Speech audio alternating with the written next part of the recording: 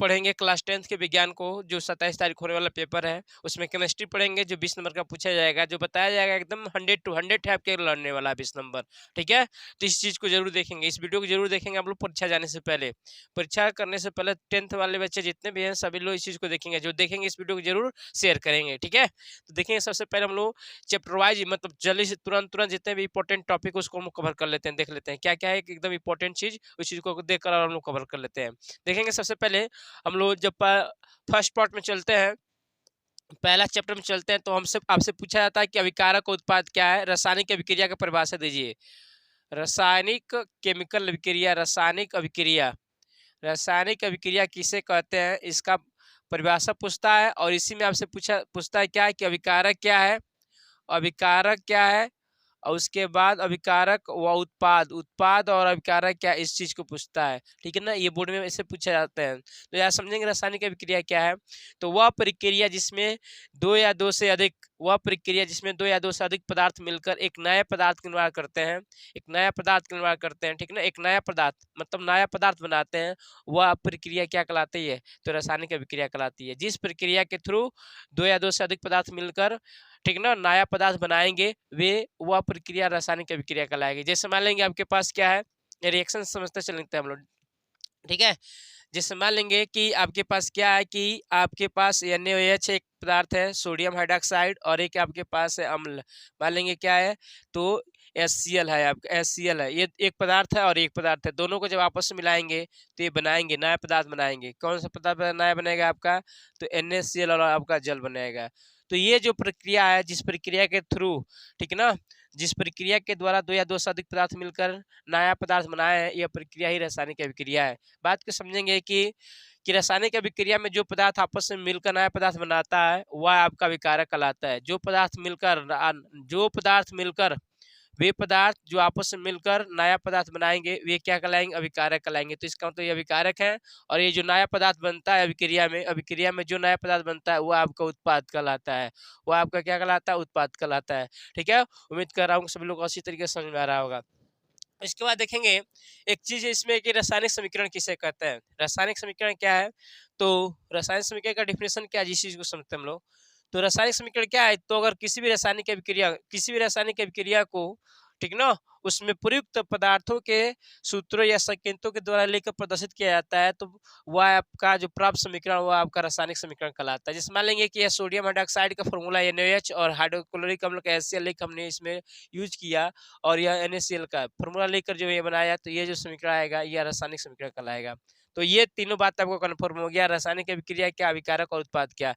तीन चीज कन्फर्म, एक बार फिर बताओ। रासायनिक अभिक्रिया क्या, वह प्रक्रिया जिसमें दो या दो से अधिक पदार्थ आपस में मिलकर संयुक्त होकर नया पदार्थ बनाते हैं, ठीक, रासायनिक अभिक्रिया कहलाती है। रासायनिक अभिक्रिया में जो पदार्थ आपस में मिलकर नया पदार्थ बनाएंगे वे अभिकारक कहलाएंगे, जो नया पदार्थ बनता है वो आपका उत्पाद कहलाता है। ठीक है, फिर मैंने बताया क्या कि रासायनिक अभिक्रियाओं को, ठीक है ना, कैसे, तो रासायनिक अभिक्रिया में जो प्रयुक्त पदार्थ हैं उनको उनके संकेतों या सूत्रों के द्वारा लेकर प्रदर्शित करने पर जो प्राप्त समीकरण है वह आपका रासायनिक समीकरण कहलाता है। ठीक है, अब आप समझते हैं यहाँ पे रासायनिक अभिक्रिया के प्रकार।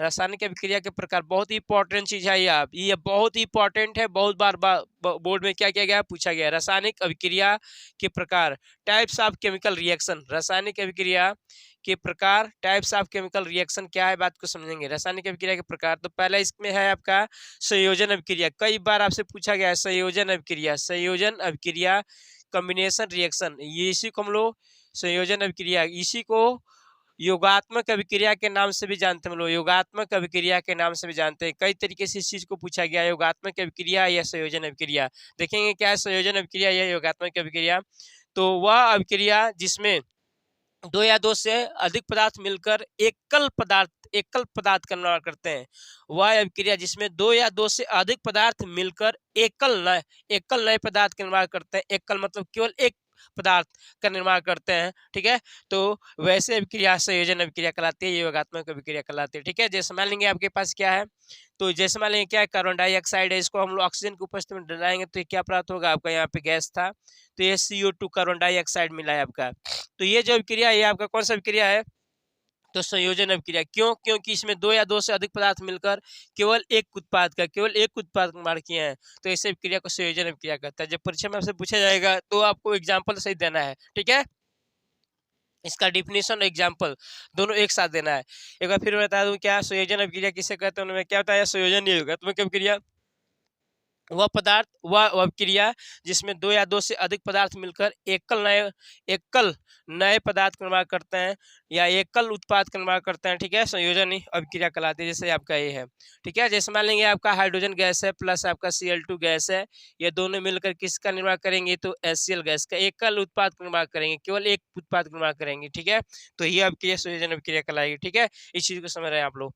इसके बाद इसके विपरीत अभिक्रिया होती है वियोजन। वियोजन अभिक्रिया वियोजन अभिक्रिया वियोजन अभिक्रिया क्या? इस चीज को समझते हैं। वियोजन अभिक्रिया तो ये क्या है? तो यह अभिक्रिया वह अभिक्रिया जिसमें कोई एक पदार्थ, ठीक है ना, ताप देने पर या उष्मा देने पर, ताप या उष्मा देने पर या प्रकाश की उपस्थिति में दो या दो से अधिक पदार्थों में टूट जाता है, वह अभिक्रिया आपका वियोजन अभिक्रिया कहलाती है, ठीक है ना। वियोजन अभिक्रिया कहलाती है। मैंने क्या बताया कि वह अभिक्रिया जिसमें जिसमें कोई एकल पदार्थ कोई पदार्थ उष्मा या ताप देने पर या प्रकाश की उपस्थिति में दो या दो से अधिक पदार्थों में टूट जाता है, वह अभिक्रिया आपका वियोजन अभिक्रिया कहलाती है। जैसे मान लेंगे क्या है आपके पास यहाँ पे, क्या है आपके, जैसे मान लेंगे कैल्शियम कार्बोनेट है। अगर कैल्शियम कार्बोनेट को हम लोग क्या करेंगे? गर्म करेंगे। तो कैल्शियम कार्बोनेट को गर्म करते हैं तो क्या प्राप्त होता है? तो कैल्शियम ऑक्साइड और प्लस आपका कार्बन डाइऑक्साइड गैस यहाँ से बाहर जाता है, ठीक है ना। कार्बन डाइऑक्साइड गैस और यहाँ पे कैल्शियम ऑक्साइड। तो देखेंगे यह अभिक्रिया, ठीक है ना, ताप देने पर यह क्या हो गया है आपका? तो दो या दो से अधिक ये पदार्थ कैल्शियम कार्बोनेट था, ताप देने पर दो या दो से अधिक मतलब दो पदार्थों में क्या हो गया आपका? टूट गया। तो यह अभिक्रिया कौन सी अभिक्रिया कहलाएगी? वियोजन अभिक्रिया कहलाएगी। वियोजन अभिक्रिया कहलाएगी। तो ताप देने पर तो यह अभिक्रिया ताप देने पर टूट रहा है, तो इसी का नाम है तापीय वियोजन। तापीय वियोजन कहिए या इसी को ऊष्मीय वियोजन कहिए। ताप देने पर ये टूट रहा है तो इसी को हम लोग तापीय वियोजन या ऊष्मीय वियोजन कहेंगे अभिक्रिया को, ठीक है। ये आपका इसका एक प्रकार है आपका ऊष्माक्षेपीय अभिक्रिया। तो वह अभिक्रिया जिसके दौरान आपका उष्मा बाहर निकलती है वह आपका ऊष्माक्षेपीय अभिक्रिया कहलाती है। एक बात को समझते हैं, बोर्ड में पूछा गया है आपका कि जो पाचन की अभिक्रिया है, जो आप खाते हैं, आप पचता है, तो पाचन की अभिक्रिया, जो मानव में पाचन होता है, जो पाचन अभिक्रिया है वह कौन सी अभिक्रिया है? तो पाचन अभिक्रिया ऊष्माक्षेपीय अभिक्रिया का एग्जाम्पल है। ऊष्माक्षेपीय अभिक्रिया मतलब जब शरीर के अंदर पाचन की क्रिया होगी तो इसके दौरान, ठीक है, क्या होगा आपका? तो उष्मा बाहर होगा, उष्मा रिलीज होगा, तो वह आपकी ऊष्माक्षेपीय अभिक्रिया होती है, ठीक है। तो इस चीज को समझेंगे। एक चीज यहाँ पे और समझेंगे, यहाँ पे प्रकाश की उपस्थिति में जैसे मान लेंगे कि आपका सिल्वर कोलाइड है, आपका ये सिल्वर कोलाइड है। अगर ये इसको हम लोग सनलाइट मतलब प्रकाश की उपस्थिति में, सूर्य के प्रकाश की उपस्थिति में जब छोड़ते हैं इसको, तो ये अपने आप डिकम्पोजिट होकर और क्या देता है आपका? सिल्वर प्लस क्लोरीन गैस देता है, ठीक है, ठीक है। धूसर रंग, यहाँ पे क्या धूसर रंग देता है? धूसर रंग अभी बता रहा हूँ, देखेंगे फिर आपका AgBr सिल्वर ब्रोमाइड है। अगर इसको भी हम लोग क्या करेंगे? सूर्य के प्रकाश की उपस्थिति में सनलाइट में छोड़ेंगे तो ये भी क्या होगा आपका? तो ये भी टूटेगा, सिल्वर प्लस ब्रोमीन गैस में ये आपके टूटेगा, धूसर रंग देगा ये आपका। ये दोनों अभिक्रिया एक ही जैसी होती है, धूसर रंग की तरह आपका देता है। इसे कंप्लीट करेंगे, रिएक्शन को बैलेंस करेंगे, दो दो से मल्टीप्लाई करने रिएक्शन बैलेंस हो जाएगा। बात को समझते हैं। आपसे पूछा गया है इस अभिक्रिया का जो प्रयोग है, इस अभिक्रिया का प्रयोग हम लोग श्याम सेतु के लिए करते हैं, श्याम सेतु के लिए करते हैं आप लोग। तो ये पूछा गया है आपसे, बोर्ड में पूछा गया है कि श्याम सेतु में किन पदार्थ का उपयोग करते हैं? तो श्याम सेतु में किस पदार्थ का उपयोग करेंगे? या तो सिल्वर कोलाइड देगा या तो सिल्वर ब्रोमाइड देगा। ये दोनों ऑप्शन आपका सही होंगे, या तो सिल्वर कोलाइड देगा या तो सिल्वर ब्रोमाइड देगा। ये दोनों ऑप्शन सही होंगे। उम्मीद कर रहा हूँ सब लोग अच्छी तरीके से समझ रहेगा, ठीक है। ये आपका प्रकाशीय अपघटन की अभिक्रिया, ठीक है ना। प्रकाश की उपस्थिति में दोनों पदार्थ ये टूट जाएंगे, टूटेंगे तो धूसर रंग आपका एकदम धूसर रंग जैसा दिखाई देगा, ठीक है। तो इसलिए इन दोनों अभिक्रिया का प्रयोग श्याम सेतु के लिए किया जाता है, ठीक है। तो ये आपका चीज रहा क्या? वियोजन, संयोजन, वियोजन रहा। एक आपका अभिक्रिया क्या है? संयोजन अभिक्रिया, वियोजन अभिक्रिया। उसके बाद एक अभिक्रिया देखेंगे क्या है, पूछा विस्थापन अभिक्रिया। विस्थापन अभिक्रिया क्या, इस चीज को समझते हैं। विस्थापन अभिक्रिया, डिस्प्लेसमेंट रिएक्शन, विस्थापन अभिक्रिया। एक एग्जाम्पल पहले देखते हैं, उसके बाद समझते हैं। जैसे मान लेंगे आपके क्या है, जिंक है, कॉपर सल्फेट का विलयन है आपका, कॉपर सल्फेट का विलयन एक्वस सॉल्यूशन है, कॉपर सल्फेट के विलयन में उसमें हम लोग जिंक को मिलाएंगे। किसको मिलाएंगे? या मान लेंगे कॉपर सल्फेट है, इसी के अंदर हम लोग जिंक को डाल रहे हैं, जिंक को मिला रहे हैं, तो क्या होता है? इसका रंग नीला होता है। तो क्या होता है यहाँ से, ये क्या होता है, कॉपर सल्फेट के विलयन से ये जिंक जो होता है कॉपर को विस्थापित कर देता है, और ये जिंक सल्फेट क्या बन जाता है आपका? जिंक सल्फेट, और प्लस क्या बाहर चला जाता है आपका? कॉपर। ये क्यों होता है? तो ये सक्रियता श्रेणी का कमाल है। कमाल किसका? सक्रियता श्रेणी का। अब सक्रियता श्रेणी क्या है कि अगर विभिन्न धातुओं को उनकी सक्रियता के श्रेणी के बढ़ते क्रम में, मतलब घटते क्रम में रखा जाएगा, तो एक प्रकार की श्रेणी प्राप्त होगी जिसको हम लोग सक्रियता श्रेणी कहते हैं। सबसे पहले आपका सोडियम, लिथियम, सोडियम, कैल्शियम, इस तरीके से यहाँ पे हाइड्रोजन है, और इसी के ऊपर आपका जिंक है। नीचे आपका क्या है आपका? तो कॉपर है, ठीक है ना, Hg है, Au है, Pt, इस तरीके से आपको नीचे रखा गया है। तो बात को समझते हैं यहाँ से कि सक्रियता श्रेणी में जो ऊपर धातु है, वह जो ऊपर धातु है वो अपने में से, अपने नीचे से, नीचे स्थित धातुओं के, अपने नीचे स्थित धातुओं के लौड़े से उनको को क्या करते हैं? विस्थापित कर देते हैं। तो ये आपका विस्थापित कर देगा, ये आपका विस्थापन अभिक्रिया हो जाएगा।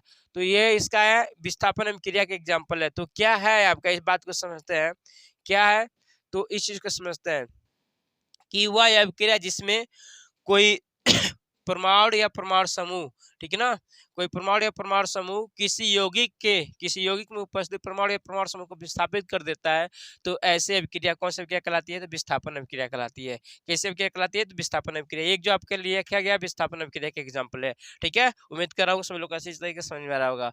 उसके बाद आपका है द्विविस्थापन अभिक्रिया, द्विविस्थापन अभिक्रिया, डी डबल डिस्प्लेसमेंट रिएक्शन है, द्विविस्थापन अभिक्रिया।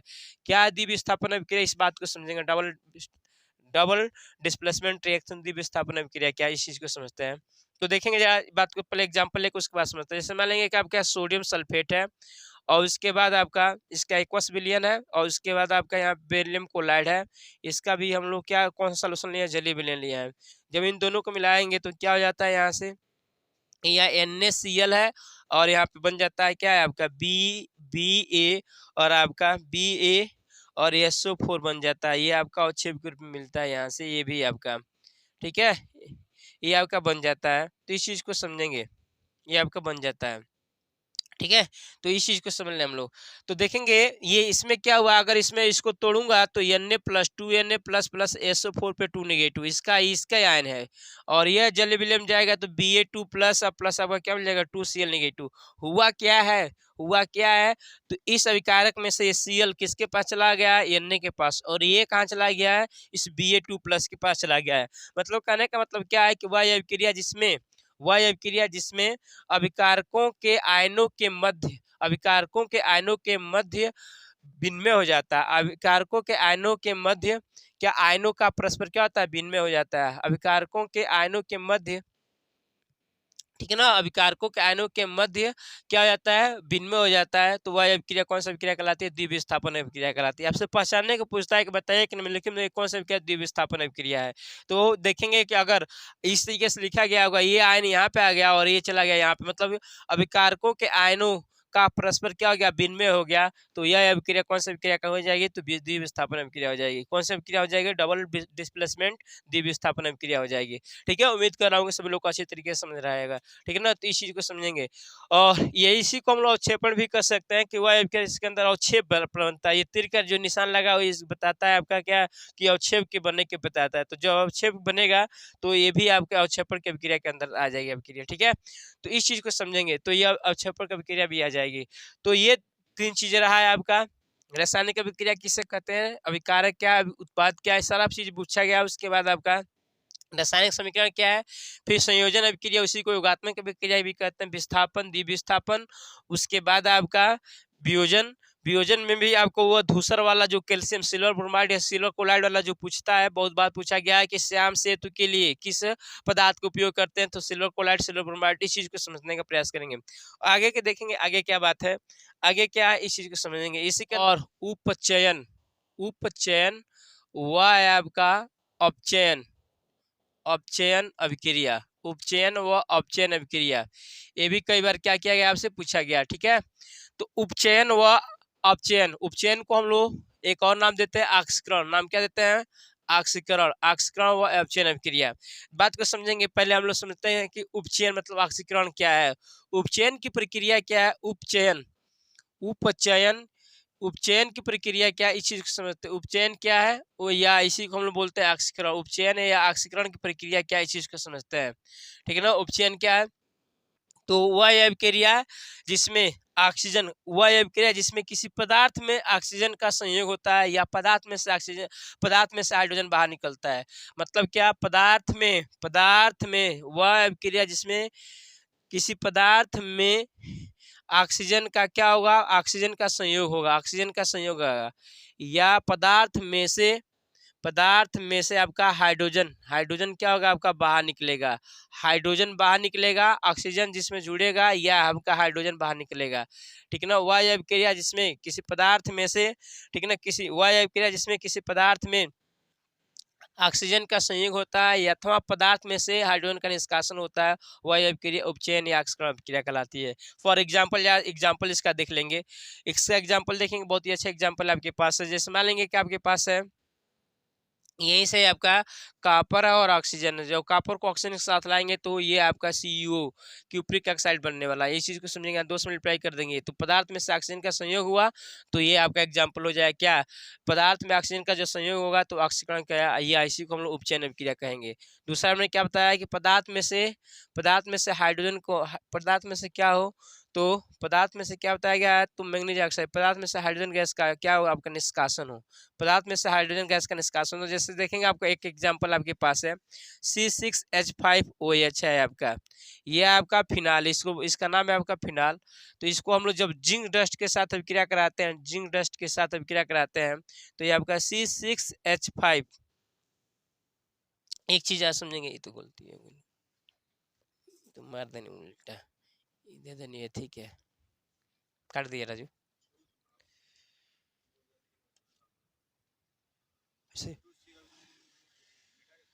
हई नहीं है तो सही बा। हाँ, दूसरा एग्जांपल लगा देते नहीं है। हाँ, देखेंगे यहाँ पे दूसरा इसका सेकेंड एग्जांपल क्या है। जैसे मान लेंगे यही आपका क्या, MnO2 प्लस, इसके अंदर हम लाएंगे HCl, तो ये क्या होगा? यहाँ से देखेंगे कि यह बनता है आपका MnCl2 प्लस, आपका बनता है क्या? H2O प्लस आपका जाता है Cl2 के रूप में बाहर। यह C की संख्या 4 है, 4 से मल्टीप्लाई कर देंगे 4 से, हाइड्रोजन 4 हो गया, 2 से यहाँ से मल्टीप्लाई कर देंगे, 2 ऑक्सीजन रिएक्शन बैलेंस हो जाएगा। तो यहाँ देखेंगे इस पदार्थ में से हाइड्रोजन क्या हुआ, इस पदार्थ में से हाइड्रोजन बाहर निकला हुआ है। तो हाइड्रोजन में से जब इस पदार्थ में से हाइड्रोजन बाहर निकल जाएगा, इसका मतलब इस पदार्थ का क्या हुआ है? इस पदार्थ का ऑक्सीकरण हुआ है। पदार्थ में से जब हाइड्रोजन बाहर निकलेगा तो उसका क्या होगा? आपका तो ऑक्सीकरण होगा। और पदार्थ में जब हाइड्रोजन जुड़ेगा तो उसका क्या होगा? आपका तो उसका क्या होगा? आपका ऑक्सीकरण होगा। तो इस बात को समझेंगे, पदार्थ में जब ऑक्सीजन जुड़ेगा तो ऑक्सीकरण, पदार्थ में से हाइड्रोजन बाहर निकलेगा वहां भी ऑक्सीकरण, मतलब इसका भी ऑक्सीकरण हुआ, इसका भी ऑक्सीकरण हुआ। एक बात को और समझेंगे, ये चीज समझ लिया आपने। उसके बाद इसका दूसरे सेकंड, तो ये डिफिनेशन से याद रखेंगे, मैंने बताया क्या ऑक्सीकरण या उपचयन का, कि वह अभिक्रिया जिसमें किसी पदार्थ में ऑक्सीजन का संयोग हो या पदार्थ में से हाइड्रोजन का निष्कासन होता है, वह आपका अभिक्रिया उपचयन या ऑक्सीकरण की अभिक्रिया कहलाती है। एग्जाम्पल में आपको दे दिया गया है। उसके बाद क्या है? अपचयन। क्या है आपके पास? अपचयन अभिक्रिया है। अपचयन क्या है? तो इसका जस्ट अपोजिट है, मतलब अपचयन जो होता है उपचयन का जस्ट अपोजिट होता है, वो विपरीत होता है, एकदम ठीक विपरीत होता है। मतलब क्या? वह अभिक्रिया जिसमें किसी पदार्थ में से ऑक्सीजन का निष्कासन हो या पदार्थ में हाइड्रोजन का संयोग हो, तो वह अभिक्रिया कौन सी अभिक्रिया कहलाती है? तो वह अभिक्रिया आपका अपचयन अभिक्रिया कहलाती है। जैसे देखेंगे पदार्थ में से ऑक्सीजन का निष्कासन, यही इसी चीज को देखते हैं हम लोग, इसी चीज को देखते हैं। तो यहाँ से देखेंगे इस पदार्थ में से ये जो Mn मैग्नीज डाइऑक्साइड है, इसमें से वो आपका ऑक्सीजन क्या हो गया? बाहर निकल गया, इसमें से ऑक्सीजन बाहर निकल गया। इसका मतलब इस पदार्थ का क्या हो गया है? ऑक्सीजन बाहर निकलेगा पदार्थ में से, इस पदार्थ का क्या हो जाएगा? तो अपचयन हो जाएगा। तो इसका क्या हुआ? आपका अपचयन हुआ है। ठीक है, तो इस चीज को समझेंगे। एक आपका हाइड्रोजन का जोड़ने वाला दिखा देंगे। जैसे मान लेंगे कि आपका क्या है, तो यहाँ से जैसे मान लेंगे कि एक आपका हाइड्रोजन का जोड़ने वाला दिल लिया जाए यहाँ से, तो H2 और यहाँ पे क्या लिया? Cl2, तो यहाँ से चला जाता है 2HCl, मतलब इस पदार्थ में से हाइड्रोजन क्या हुआ है? ऐड हो गया, इसके अंदर इसमें ऐड हो गया। तो इसका मतलब इस पदार्थ में क्या, इस पदार्थ क्या हो गया आपका? तो इस पदार्थ क्या हो गया? तो अपचयन हो गया। तो इस बात को समझेंगे, ठीक है? दोनों आपको अच्छी तरीके से समझ में आ रहा होगा, उम्मीद कर रहा हूँ, ठीक है ना? अब देखेंगे इसी के बाद आपका रेडॉक्स अभिक्रिया। क्या है आपका रेडॉक्स अभिक्रिया? कई बार आपसे पूछा गया रेडॉक्स अभिक्रिया क्या है? इसको बताइए एग्जाम्पल से। रेडॉक्स अभिक्रिया क्या है? रेडॉक्स अभिक्रिया, रेडॉक्स अभिक्रिया क्या है? तो वह अभिक्रिया जिसमें ऑक्सीकरण और अपचयन दोनों एक साथ होता है। वह अभिक्रिया जिसमें ऑक्सीकरण और अपचयन दोनों एक साथ होता है, वह अभिक्रिया कौन सी अभिक्रिया कहलाती है? तो रेडॉक्स अभिक्रिया कहलाती है। वह अभिक्रिया जिसमें ऑक्सीकरण और अपचयन की दोनों की प्रक्रिया एक साथ होती है, साइमल्टेनियसली होती है, वह अभिक्रिया कौन सी अभिक्रिया कहलाती है? तो रेडॉक्स अभिक्रिया कहलाती है। जैसे देखेंगे आपका एग्जाम्पल यही है, आपका ये वाला जो लिखा गया है ये भी आपका रेडॉक्स अभिक्रिया है। ऑक्सीकरण अपचयन दोनों एक साथ होगी, अभिक्रिया रेडॉक्स अभिक्रिया कहलाएगी। देखेंगे एक आपका एग्जाम्पल ये है आपका, ये आपका हाइड्रोजन इसके साथ लाएंगे तो ये चला जाएगा Cu प्लस आपका H2O में। देखेंगे इस पदार्थ में से ऑक्सीजन बाहर निकला, इस पदार्थ में से ऑक्सीजन, तो पदार्थ में से जब ऑक्सीजन बाहर निकलेगा, पदार्थ में से जब ऑक्सीजन बाहर निकलेगा तो क्या होगा? इसका अपचयन होगा। तो इसका मतलब इस पदार्थ का अपचयन हुआ इसमें, और जब पदार्थ में यहाँ आप देख रहे हो ना, यहाँ पे यहाँ से जब निकला तो यहाँ पे हुआ। पदार्थ में जब ऑक्सीजन का जुड़ना होगा, मतलब ये ऑक्सीजन इस पदार्थ में जुड़ गया, तो इस पदार्थ में जब इसमें जुड़ गया तो इसका मतलब क्या हो जाएगा? इसका तो ऑक्सीकरण हो जाएगा। तो इस चीज को समझेंगे, ऑक्सीकरण हो जाएगा, ठीक है? तो इस चीज को समझेंगे, अपचयन और ऑक्सीजन। पदार्थ में से ऑक्सीजन का बाहर निकलना, पदार्थ में से इस पदार्थ में से ऑक्सीजन का बाहर निकलना क्या हो जाएगा? अपचयन हो जाएगा, ठीक है ना? और पदार्थ में ऑक्सीजन का जुड़ना, जिस पदार्थ में ऑक्सीजन का जुड़ रहा है वो उसका क्या हो रहा है? आपका ऑक्सीकरण हो रहा है। तो इस चीज को समझेंगे।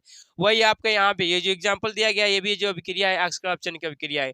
इस पदार्थ में से ऑक्सीजन बाहर निकल रहा है तो इसका मतलब ऑक्सीजन बाहर निकल रहा है, तो इसका मतलब इसका अपचयन हो रहा है, अपचयन हो रहा है। और इसमें से भी जब आपका यहाँ पे बताया ना, यहाँ पे हाइड्रोजन बाहर निकल रहा है तो यहाँ पे इसका क्या हो रहा है? आपका ऑक्सीकरण हो रहा है। तो इस चीज को समझेंगे, ठीक है? एक दो बात और इसे आप समझेंगे। कभी कभी आपसे ऑक्सीकारक और ऑक्सीकारक के बारे में पूछता है और अपचायक के बारे में पूछता है। ऑक्सीकारक और अपचायक के बारे में पूछा जा सकता है, पूछ भी लिया था। अपचायक, ऑक्सीकारक और अपचायक क्या है, इस चीज को भी हम लोग समझ लेते हैं। ऑक्सीकारक और अपचायक क्या है, इस चीज को भी समझ लेते हैं। देखेंगे कि इस रेडॉक्स अभिक्रिया का ही नाम है उपचयन अपचयन, उपचयन या अपचयन, उपचयन अपचयन, या इसी को हम लोग ऑक्सीकरण अपचयन या रेडॉक्स अभिक्रिया, सबका मतलब एक ही है। उपचयन, उपचयन अपचयन, रेडॉक्स अभिक्रिया या ऑक्सीकरण अपचयन अभिक्रिया, सबका मतलब एक ही है। तो देखेंगे रेडॉक्स अभिक्रिया में जिस पदार्थ का अपचयन होता है, जिस पदार्थ का अपचयन होता है, जिस पदार्थ का अपचयन होता है वो ऑक्सीकारक कहलाएगा। जिस पदार्थ का क्या होगा? जिस पदार्थ का अपचयन होता है, जिस पदार्थ का अपचयन होता है वह पदार्थ आपका ऑक्सीकारक कहलाता है। और जिस पदार्थ का क्या होता है? तो जिस पदार्थ का, ठीक है, जिस पदार्थ का अपचयन होता है वह आपका ऑक्सीकारक कहलाएगा। जिस पदार्थ का ऑक्सीकरण होता है वह पदार्थ आपका क्या कहलाएगा? अपचायक कहलाएगा। तो इट मीन्स अगर मैं यहाँ से पूछूं, अगर यहाँ से इसमें इस पदार्थ का ऑक्सीकरण और अपचायक छांटना है तो क्या होगा? ऑक्सीकारक। तो ऑक्सीकारक के लिए देखेंगे जिस पदार्थ का अपचयन होता है, अपचयन किस पदार्थ का हुआ है? तो CuO। तो CuO इसमें क्या हो जाएगा? आपका कॉपर ऑक्साइड यहाँ पे क्या हो जाएगा? यहाँ पे जरा समझेंगे, यहाँ पे अक्सकारक हो जाएगा, और अपचायक क्या हो जाएगा? तो हाइड्रोजन हो जाएगा। इस चीज को समझेंगे। यहाँ पे अक्सकारक क्या हो जाएगा? जिसका अपचयन किसका हुआ? MnO2 का। तो यहाँ पे आपका अक्सकारक ये है, और आपका अपचायक, तो अपचायक जिसका अक्सकरण किसका हुआ? तो HCl का। तो यहाँ पे अक्सकरण HCl हुआ, तो HCl क्या हो जाएगा यहाँ पे? तो आपका अपचायक हो जाएगा। इस चीज को समझते हैं हम लोग, ठीक है? तो ये जितनी भी थी अभिक्रिया इंपॉर्टेंट, जितनी भी फर्स्ट वाली अभिक्रिया थी, जितनी इंपॉर्टेंट अभिक्रिया थी, सबको आपको क्या किया गया है? बता दिया गया। कहीं ना कहीं जरूर आपसे पूछा जाएगा, चाहे 1 नंबर में, चाहे आपसे इस तरीके से पूछा जाए, चाहे 2 नंबर पूछा जाए। तो जब भी पूछेगा 2 नंबर में, 1 नंबर में, तो आप लोग को समझना, उदाहरण सहित आपको देना है, ठीक है? इस चैप्टर के 2 और टॉपिक रह गए, एक का नाम है संचार, दूसरे का नाम है विकृत गंधिता, ठीक है? दोनों बात को समझते हैं हम लोग। इसके कोरिजन क्या है?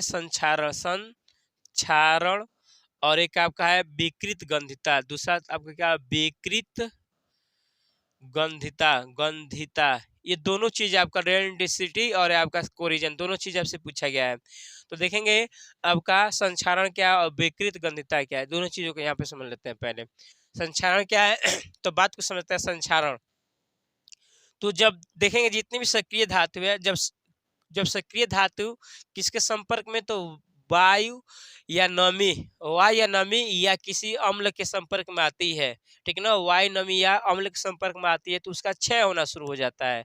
उसका नुआ मतलब धातु नुकसान होना, उसका क्षय होना शुरू हो जाता है, नुकसान होना शुरू होता है। तो इसी प्रक्रिया को हम लोग संक्षारण कहते हैं। इसी प्रक्रिया क्या कहते हैं हम लोग? संक्षारण। मैंने क्या बताया आपसे, ये बात को समझेंगे। जब कोई, ठीक है ना, सक्रिय धातु किसी जब कोई सक्रिय धातु नमी, वायु या किसी अम्ल के संपर्क में आती है तो उसका क्षय होना शुरू हो जाता है। इस प्रक्रिया को ही हम लोग संक्षारण कहते हैं। जैसे लोहे पर जंग लगना, आप जानते हो ना कि पहले मान लो लोहा दिया जाएगा तो इसका वेट कुछ और होगा, आपका यहाँ पे वजन करेंगे तो कुछ और होगा, कुछ दिन के बाद इसको नमी में छोड़ देंगे तो इसका जंग लग जाएगा, जंग लग जाएगा, जब जंग लग जाएगा तो इसको झाड़ लेंगे कुछ दिन के बाद तो देखेंगे वेट इसका क्या हो जाएगा, आपका कम हो जाएगा। मतलब वेट क्या हुआ है आपका, तो इसका कम हो गया, तो इसका मतलब क्या हुआ, वेट में कम हो गया, मतलब इसका वेट कम हो गया, मतलब इस लोहे का संक्षारण क्षय हो गया आपका, ठीक है ना। काली चांदी का परत का काली पड़ जाना, तो मतलब चांदी को देखते हैं ना कभी कभी, चांदी आपका उसकी ऊपरी परत पे काला पड़ जाता है, तो ये भी किसकी प्रक्रिया का आपका संक्षारण के कारण होता है। तो आप संक्षारण से बचने क्या उपाय है, तो संक्षारण बचने क्या उपाय है, पहला उपयोग क्या है, बात को समझते हैं। देखते होंगे गाँव में देहातों में देखते होंगे कि जो ये आपका लोहा है तो लोहे से संक्षारण को बचाने के लिए, मतलब जो है लोहे पे जंग लगना है संक्षारण की प्रक्रिया है, तो लोहे को जंग से बचाने के लिए हम लोग क्या करते हैं, तो लोहे पे हम लोग पेंट लगाते हैं। क्या लगाते हैं? पेंट लगाते हैं। तो पहला आप लोग पेंट लगा के, दूसरा क्या है, तो मतलब जस्टीकरण के द्वारा हम लोग यहाँ पे संक्षारण को क्या कर सकते हैं, बचा सकते हैं, ठीक है। मतलब क्या, अधिक सक्रिय धातुओं पे कम सक्रिय धातुओं का जस्टीकरण करके संक्षारण की प्रक्रिया को क्या किया सकता है, बचाया जा सकता है। तो उम्मीद कर रहा हूँ ये संक्षारण भी आपको अच्छी तरीके से समझ में आ गया होगा। अब हम लोग समझते हैं यहाँ पे विकृत गंधिता क्या है। विकृत गंधिता क्या, इस चीज को समझते हैं। विकृत गंधिता रेंडेसिटी क्या होती है, इस चीज को समझते हैं। तो जानते हैं आप लोग की, अभी आप कभी देखे होंगे कि जो तेलीय पदार्थ या वसायुक्त पदार्थ खाद्य पदार्थ है, तेलीय या वसायुक्त खाद्य जो पदार्थ होता है, कुछ समय के बाद उसका जो गंध होता है, उसमें रखेंगे तो रखने के बाद कुछ समय के बाद क्या होता है, तो उसका जो गंध होता है उसमें स्मेल, अजीब से स्मेल आना शुरू हो जाता है, अजीब से स्मेल आना शुरू हो जाता है।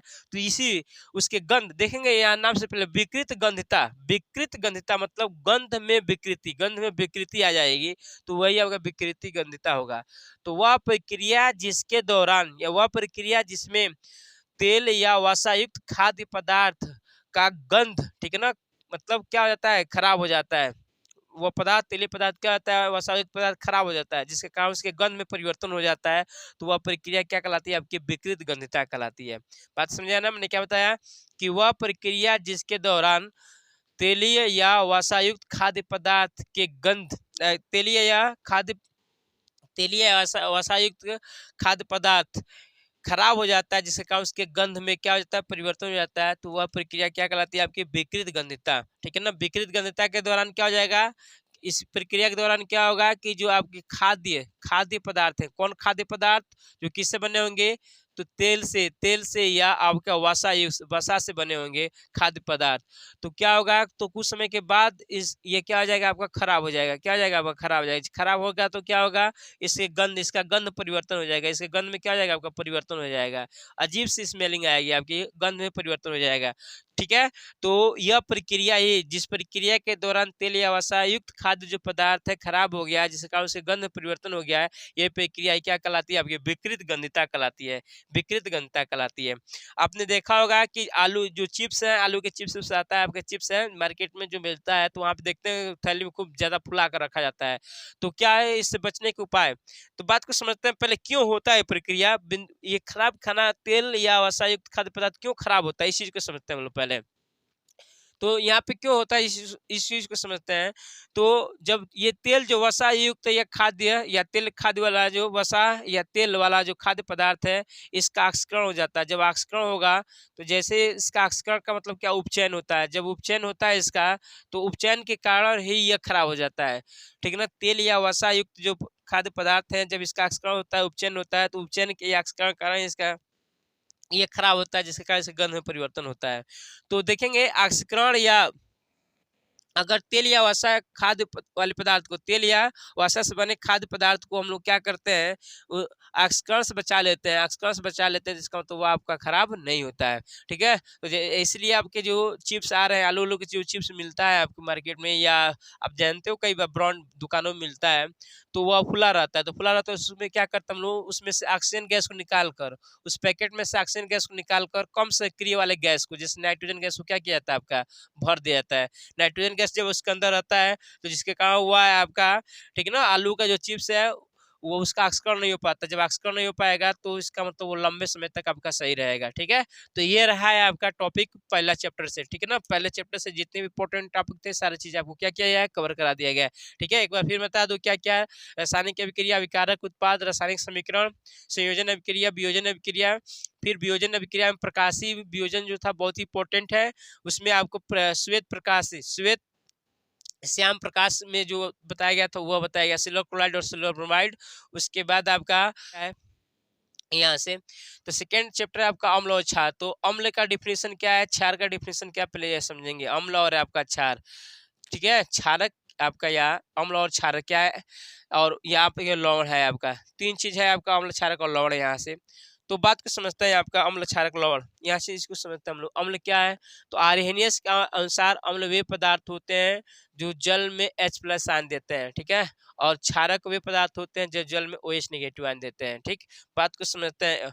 आर्हेनियस के अनुसार अम्ल वे पदार्थ हैं जो जल में H+ आयन देते हैं। ठीक है, तो मतलब जो जल में H+ आयन देगा वही आपका आर्हेनियस के अनुसार अम्ल कहलाएगा। जैसे मान लेंगे क्या है आपका HCl, जैसे इसको जल के अंदर डिजॉल्व करते हैं, H2O को जल में घोलने पर, तो जैसे जल में घोलने पर, जल में विलीन करने पर या घोलने पर, डिजॉल्व करने पर, विलीन करने पर, तो जैसे जिसको जल में विलीन करेंगे तो H++ किसमें कन्वर्ट होगा आपका Cl नेगेटिव में।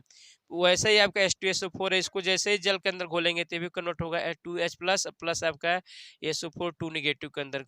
तो जिन पदार्थों को जल के अंदर घोलने पर, ठीक है ना, जल के अंदर घोलने पर H+ आयन देंगे, वे क्या सब के सब क्या कहलाएंगे, अम्ल कहलाएंगे। क्षारक क्या है, तो जिसको जल के अंदर वे पदार्थ जिसको जल के अंदर घोलने पर OH नेगेटिव आयन दे, क्या दे आपका OH नेगेटिव आयन दे। जैसे इसको हम लोग जल के अंदर घोले NaOH को, तो ये क्या देगा आपका Na++ OH नेगेटिव आयन देगा। फिर उसके बाद आपका KOH है, अगर KOH को हम लोग जल के अंदर घोलेंगे तो H+K++ OH नेगेटिव आयन देगा। तो जिन पदार्थों को जल के अंदर घोलने पर क्या देगा आपका, तो OH नेगेटिव आयन देगा, तो इसका मतलब ये पदार्थ क्या कहलाएंगे, तो क्षारक कहलाएंगे। एक बात को समझते हैं, क्षारक और क्षार में क्या अंतर है।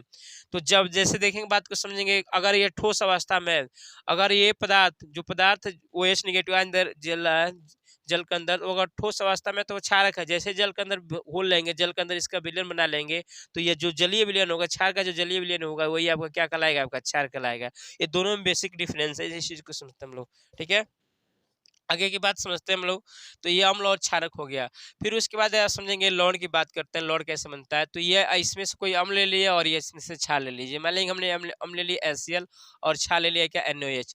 जब दोनों को आपस में मिलाएंगे तो अभिक्रिया होगी, क्या होगा आपका, ये H और OH निगेटिव किस में चला जाएगा, जल में, और प्लस ये Na और ये HCl क्या बना रहेगा, NaCl।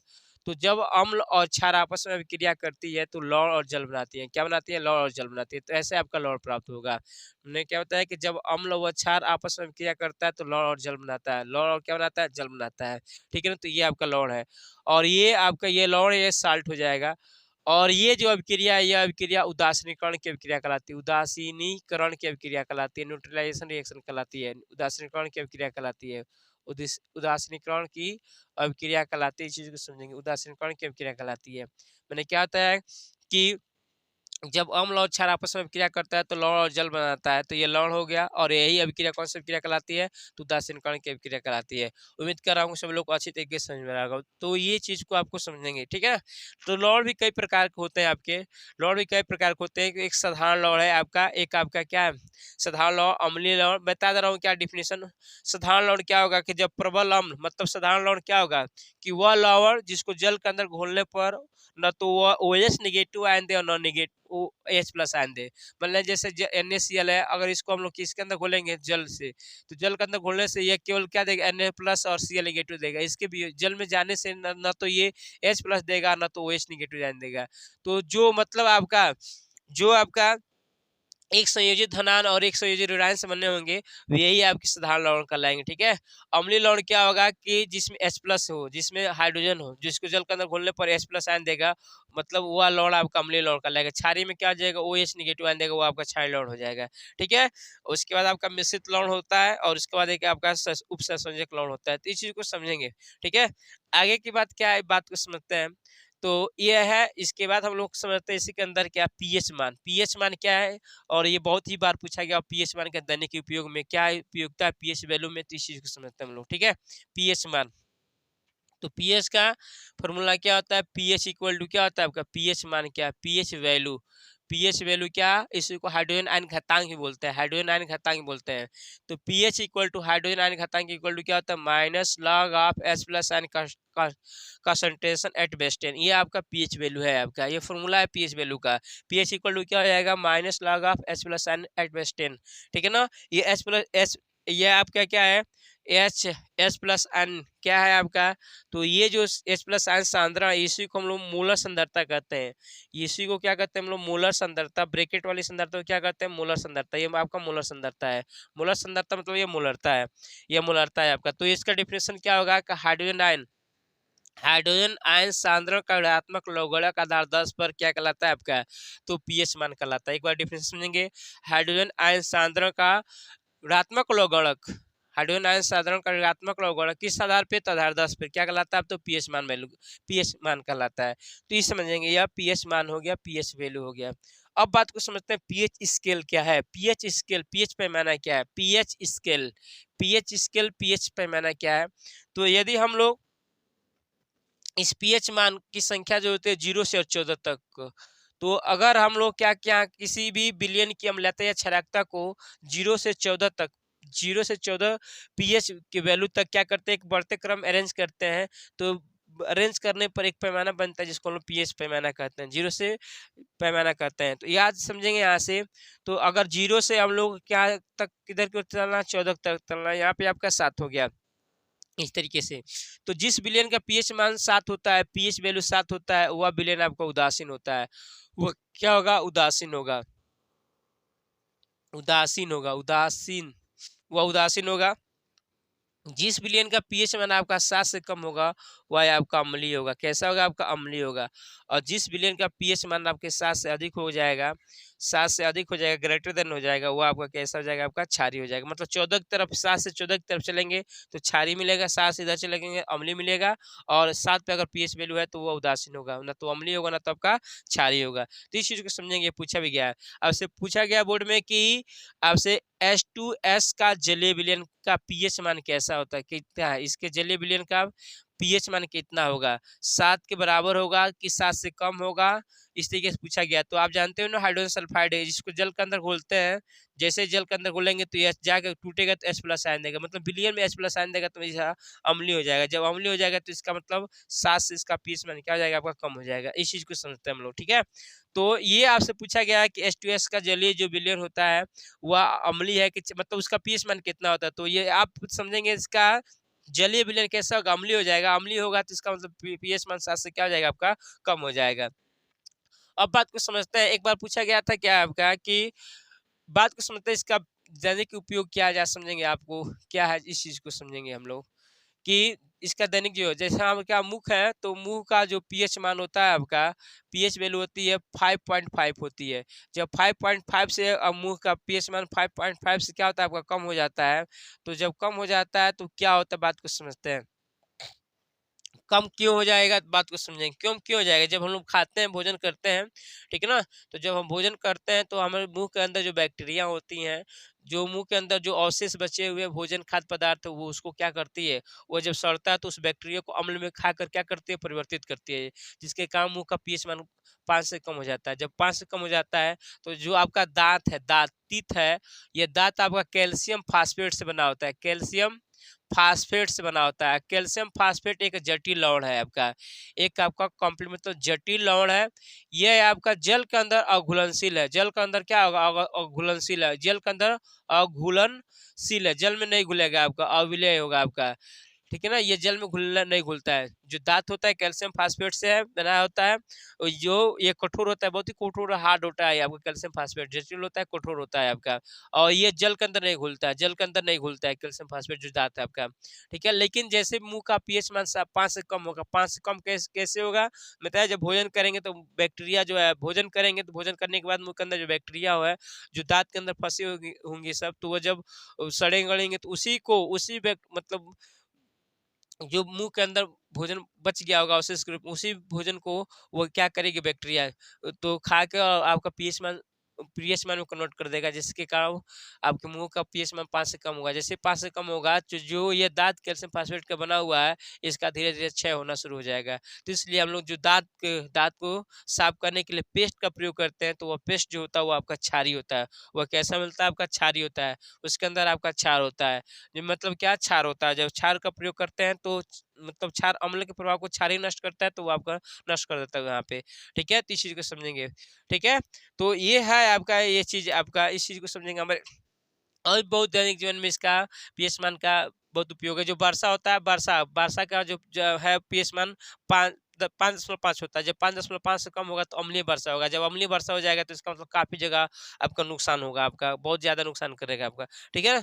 चाहे कृषि पे, चाहे आपका हर जगह आपका नुकसान देखने को मिलेगा। पूछा जाता है पहला लॉन के, ये जो चीज हुआ ये आपका। उसके बाद सूचक पदार्थ, इसके अंदर ये पीएच मान क्या क्या सारा बचा दिया। उसके बाद आपका सूचक पदार्थ है। तो सूचक क्या, इस बात को समझेंगे। सूचक क्या है? तो वे पदार्थ जिनका रंग अम्लीय माध्यम में और क्षारीय माध्यम में अलग अलग होता है, सूचक पदार्थ कहलाते हैं। मैंने क्या होता है सूचक, क्या है? तो सूचक क्या क्या होता है कि वे पदार्थ जिनका रंग अम्लीय माध्यम में और क्षारीय माध्यम में भिन्न भिन्न होता है, क्या कहलाते हैं? तो सूचक पदार्थ कहलाते हैं। वे क्या कहलाएंगे आपके? तो सूचक पदार्थ कहलाएंगे। बात को समझेंगे। वे पदार्थ जिनका रंग अम्लीय व क्षारीय माध्यम में अलग अलग होता है, वे क्या कहलाते हैं? तो सूचक पदार्थ कहलाते हैं। वे आपके सूचक कहलाएंगे, ठीक है। वे आपके सूचक कहलाएंगे। तो सूचक कितने प्रकार होते हैं? तो ये अभी आपके कई प्रकार के होते हैं। कृत्रिम सूचक है, प्राकृतिक सूचक है। कृत्रिम सूचक जैसे फिनाप्थिलीन है, मेथिल ऑरेंज है, ये सब कृत्रिम सूचक है। और प्राकृतिक सूचक में जैसे आपका हाइड्रिया का फूल है, हल्दी है, ये सब आपके क्या है? तो ये है, जैसे हल्दी का रंग, हल्दी है तो हल्दी जो होता है क्षार के साथ इसका देखते हैं ना आप लोग, क्षार के साथ देखेंगे तो ईंट के जैसे लाल हो जाएगा। जैसे इसको चूने के साथ मिलाकर लगाते हैं तो चूना आपका क्या है, ठीक है ना। चूना कैसा है आपका? तो चूना कैसे होता है आपका? तो चूना कैसा होता है आपका? तो क्षारीय होता है। उसके अंदर जब हम लोग मिलाते हैं हल्दी को तो पीला, उसका रंग पीला नहीं रहता, उसका ईंट के जैसा लाल हो जाता है। अम्ल में हल्दी हल्दी है, मतलब वो अम्ल में उसका कोई कलर नहीं रहेगा आपका, मतलब जैसा रहा वैसा ही रहेगा, उसको अपना कलर नहीं दिखाएगा, प्रभावित करेगा। लेकिन क्षार में क्या करेगा? अपना कलर बदल जाएगा। तो ये आपके कैसे हैं? तो प्राकृतिक सूचक हैं, ठीक है। तो इस चीज को समझेंगे। अब बात को समझते हैं हम लोग। आपसे पूछा जाता है कभी कभी कि धावन सोडा, यहाँ से पूछा जाता है धावन, धावन सोडा का फॉर्मूला, धावन सोडा। फिर उसके बाद धावन सोडा मतलब कपड़ा धोने वाला सोडा है आपका। तो उसके बाद बेकिंग सोडा, बेकिंग सोडा मतलब क्या? खाने वाला सोडा, बेकिंग सोडा। इसी को हम लोग खाने वाला सोडा भी कहते हैं, खाने वाला सोडा, खाने वाला सोडा। उसके बाद ठीक है ना, ब्लीचिंग पाउडर, विरंजक चूर्ण, विरंजक चूर्ण, या इसी को हम लोग ब्लीचिंग पाउडर भी कहते हैं, bleaching, bleaching powder, bleaching powder. उसके बाद एक बहुत ही इंपॉर्टेंट चीज है यहाँ से, ठीक है ना, जो पूछा जाता है आपसे। यहाँ पे आपका जिप्सम ने, यहाँ से इसका क्या है? Plaster of Paris, POP, plaster, plaster of Paris. तो देखेंगे आप पेरिस क्या, इस चीज को समझेंगे।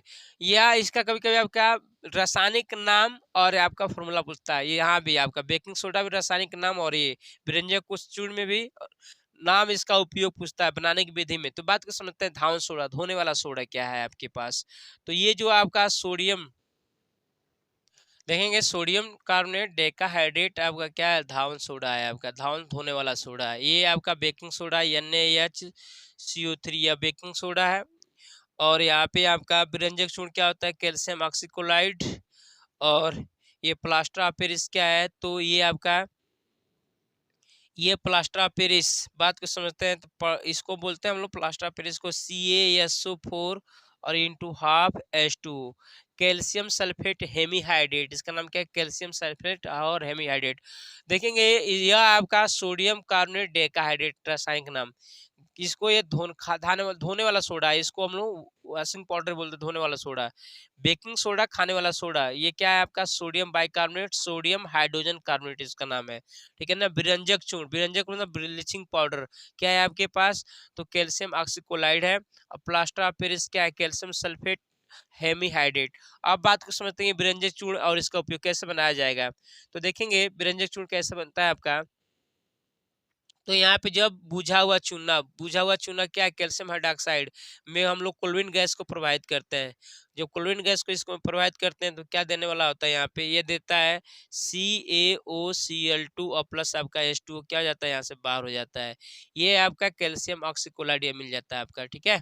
तो इस चीज को समझेंगे। ये आपका ये पूछा भी गया था क्या होता है जब कैल्शियम हाइड्रोक्साइड के विलयन में, मतलब कैल्शियम हाइड्रोक्साइड के विलयन में CO2 गैस को, मतलब कार्बन डाई CO2 मतलब क्लोरीन गैस को प्रोवाइड किया जाता है, तो ब्लीचिंग पाउडर बनता है विरंजक चूर्ण। इसको विरंजक चूर्ण क्यों कहते हैं, तो बात को समझेंगे। इसका विरंजक गुण इसके अक्षकारक गुण के कारण होता है। अक्षकारक गुण क्या मतलब, ये आपका ब्लीचिंग पाउडर टूटता है किसमें, CaCl2 और प्लस नवजात ऑक्सीजन देगा।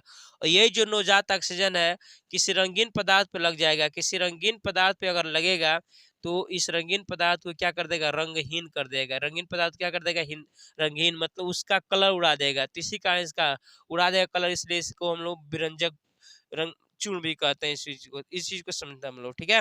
तो ये है आपका, इसका उपयोग क्या करते हैं, तो वही जो वस्त्र उद्योग है या लेनिन के कपड़े हैं, पुराने कपड़े हैं, तो उसके रंग को उड़ाने में इसका उपयोग करते हैं। फिर उसका दूसरा उपयोग क्या करते हैं, तो जल को शोधन करने में, जल में जो बैक्टीरिया है, मतलब जल के अंदर जो जीवाणु होते हैं उसको मारने के में भी आपका ब्लीचिंग पाउडर का उपयोग करते हैं। तो ये रहा ब्लीचिंग पाउडर कैसे बनेगा और इसका उपयोग। यहाँ प्लेस्टर ऑफ पेरिस का भी उपयोग और बनाने की विधि पूछता है। तो देखेंगे एक चीज है जिप्सम। जिप्सम का फॉर्मूला क्या है, Ca कैल्शियम सल्फेट आपका ये। तो जब इसको हम लोग 373 डिग्री केल्विन पर हम लोग क्या करते हैं, गर्म करते हैं, तो यहाँ से आधा जल का अणु क्या होता है, यहाँ से बाहर निकल जाता है, आधा अणु का जल बाहर निकल जाता है।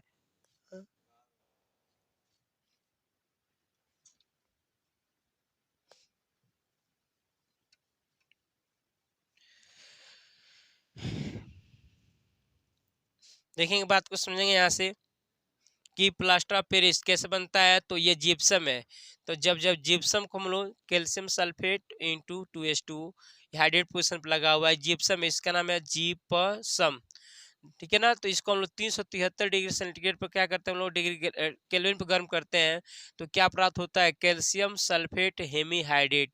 हेमीहाइड्रेट कितना जल बाहर जाएगा आपका, तो ये आपका 3/2 H2 क्या हो जाता है आपका, बाहर चला जाता है। यहाँ से इस चीज को समझ लेते हैं आप लोग, जहाँ इसको बैलेंस भी कर सकते हैं, ठीक है। तो ये आपका जल वापस हो जाएगा, तो ये आपका मिल जाएगा आपका, यही आपका प्लास्टर ऑफ पेरिस से POP है, इसको ना प्लास्टर ऑफ पेरिस बोलते हैं।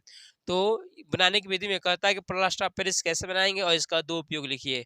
तो प्लास्टर ऑफ पेरिस कैसे बनाएंगे कि जब कॉपर मतलब जिप्सम को 373 डिग्री पे गर्म करते हैं तो आपका POP प्लास्टर ऑफ पेरिस बनता है, यहाँ से आपका बनता है, ठीक है।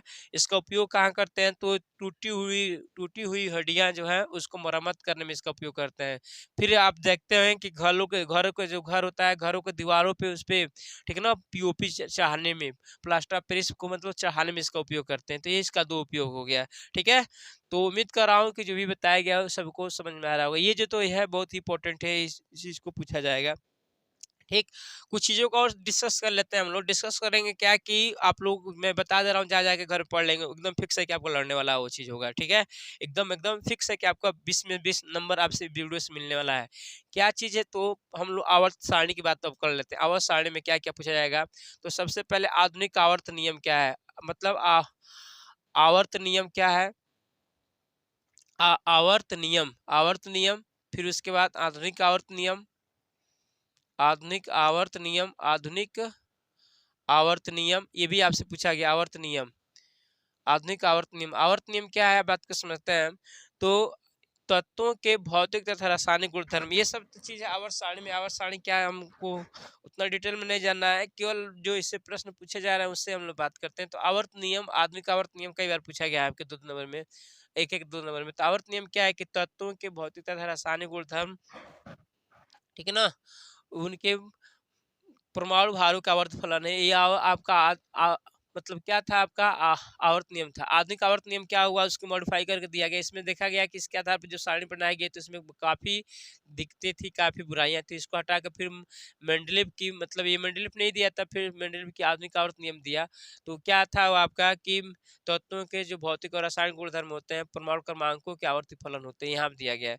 ठीक है, तो आप लोग जाए इस चीज को पढ़ लेंगे। मेंडलीव की आवर्त सारणी क्या है, मेंडलीव की आवर्त सारणी की विशेषताएं क्या होती है, उसकी कमी क्या है, दीर्घकाल आवर्त सारणी की विशेषताएं क्या है, उसकी कमी क्या है, इस चीज को पढ़ लेंगे। उसके बाद चलेंगे हम लोग, ठीक है ना, कार्बनिक रसायन के अंदर। तो कार्बनिक रसायन में हम लोग क्या क्या पढ़ लेना है, बात को समझेंगे। जो मैं बता रहा हूँ टॉपिक, एक बार दो बार देख लेंगे। क्या कि आपका दो, एथनॉइक अम्ल, एथनाइक अम्ल, इसके बनाने की विधि और इसकी अभिक्रिया के बारे में पढ़ लेंगे। तो इसकी अभिक्रिया में बहुत इंपॉर्टेंट है एस्टीकरण की अभिक्रिया, एस्टरीकरण की अभिक्रिया, एस्टरीकरण की अभिक्रिया, फिर इसकी अभिक्रिया Na के साथ, फिर PCl5 के साथ इसकी अभिक्रिया, बहुत इंपॉर्टेंट, इस चीज को देख लेंगे। फिर अमोनिया के साथ इसकी अभिक्रिया, ये सब देख लेंगे। फिर उसके बाद क्या, ethyl alcohol, ethyl alcohol, ethanol, ethanol ethyl alcohol, इसका पीएच नाम भी ethanol, ethanol ethyl alcohol. Acetic acid का पीएच नाम क्या, एथनोइक एसिड, इस चीज को देख लेंगे। फॉर्मिक एसिड, इसका पीएच नाम भी देख लेंगे, बहुत बार पूछा जाएगा आपसे, ठीक है ना। एल्केन, एल्किन, एल्काइन, आपसे पूछा जाएगा, इस चीज को देख लेंगे, ठीक है ना। तो ये इसकी रासायनिक अभिक्रिया के बारे में पढ़ लेंगे, ठीक है ना। तो ये इसकी भी अभिक्रिया है, PCl5 के साथ क्या होगा। फिर उसके बाद एस्टीकरण की अभिक्रिया, ये बहुत चीज है एस्टीकरण की अभिक्रिया में बता दे रहा हूँ, बहुत बार पूछा गया है आपसे, तो इस चीज को समझ लेंगे, ठीक है ना। फिर इसको गर्म करेंगे तो क्या होगा आपका, दो तरीके से इसके गर्म करेंगे तो क्या होगा। तो इस चीज को जो हम लोग यहाँ पे देख लेते हैं, इसकी अभिक्रिया के बारे में, इस तरीके से अभी आपका समाप्त हो जाएगा। देखेंगे क्या है इसके, इसको जरा इसके बारे में देख लेते हैं। एस्टीकरण की अभिक्रिया क्या है कि जब कोई अल्कोहल किसी कार्बनिक एसिड के साथ अभिक्रिया करता है, अल्कोहल C2H5OH, ठीक है ना, एथिल अल्कोहल है, कार्बनिक एसिड के साथ, कार्बनिक एसिड मतलब क्या, एस्टिक एसिड है, यहाँ पे अभिक्रिया करता है तो लौह एस्टर और जल बनाता है। क्या बनाता है, एस्टर और जल, यहाँ से H और यहाँ से OH जल के रूप में बाहर निकल जाएगा और बन जाएगा क्या आपका CH3COO और यहाँ पे C2H5, एथिल एसीटेट और जल बन जाएगा। तो ये एस्टर बन जाएगा। तो यही अभिक्रिया एस्टीकरण की अभिक्रिया कहलाती है। जब कोई अल्कोहल किसी कार्बनिक एसिड के साथ अभिक्रिया करती है तो एस्टर और जल बनाती है, अभिक्रिया एस्टीकरण की अभिक्रिया कहलाती है, जो यहाँ से पूछा गया है, यहाँ से, ठीक है ना। इस चीज को याद रख लेंगे। फिर उसके बाद ये चीज है आपका। फिर इसके बाद इसको गर्म किया जाता है तो क्या प्राप्त होता है, तो C2H5 को दो तरीके से गर्म किया जाता है। कंसंट्रेट H2SO4 की उपस्थिति में, मतलब सांद्र, सांद्र H2SO4 की उपस्थिति में हम लोग जब गर्म करते हैं 160 से 170 डिग्री सेल्सियस ताप पे, तो यहाँ से वाटर बाहर निकलता है। तो वाटर बाहर निकलेगा तो इस केस में आपका एथिन बनेगा। क्या बनेगा आपका, एथिन बनेगा। लेकिन इसी को जब हम लोग गर्म करेंगे किसमें, तो गर्म करेंगे सांद्र, ठीक है ना, गर्म करेंगे सांद्र H2SO4 की उपस्थिति में, यहाँ भी C2H5OH, और इसी को गर्म करेंगे हम लोग क्या, सांद्र, ठीक है ना, H2SO4 की उपस्थिति में कितने ताप पर, 140 डिग्री सेंटीग्रेड ताप पर गर्म करेंगे तो ये क्या दे देगा आपका, ईथर दे देगा, डाई एथिल ईथर दे देगा, C2H5 C2OH और आपका जल। इस रिएक्शन को समझना तो कैसे समझ लेते हैं हम लोग, जैसे मान लेंगे इसे रिएक्शन समझना है तो CH3 यहाँ से कर लेंगे, CH और यहाँ दो लगा देंगे, CH2OH लगा देंगे, OH, यहाँ से वाटर बाहर निकाल देंगे तो ये आपका C2 मतलब C, इसी को लिख सकते हो CH2 डबल बॉन्ड CH2, ये बन जाएगा आपका। इसको समझना है तो कैसे समझते हैं हम लोग, तो इसके दो अणु ले लेंगे, दो अणु लिया गया है तो C2H5OH प्लस यहाँ पे, यहाँ से नीचे एक और दिखा देंगे C2H5OH, और यहाँ से ये वाटर यहाँ से बाहर निकाल देंगे और बाहर निकाल के बैलेंसिंग को, इसकी एक ऑक्सीजन की बैलेंस खाली होगी, इस कार्बन की बैलेंस खाली होगी, दोनों का आपस में जोड़ लेंगे, ये निकल के आ जाएगा।